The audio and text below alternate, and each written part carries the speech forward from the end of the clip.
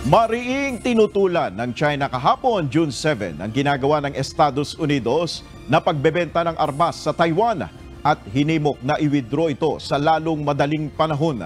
Ayon sa Chinese Defense Ministry, naghain na sila ng reklamo kaugnay ng issue habang patuloy nila ang training ng kanilang militar para ipagtanggol ang kanilang soberanya. Kinumpirma nitong Miyerkules, June 5 ng Defense Security Cooperation Agency ng Pentagon ang pagbebenta ng United States ng spare at repair parts ng F-16 fighter jets sa Taiwan. Makatutulong naman umano sa combat at defense ng Air Force ng nasabing bansa ang kasunduan sa US na inaasahang masasapinal sa susunod na buwan.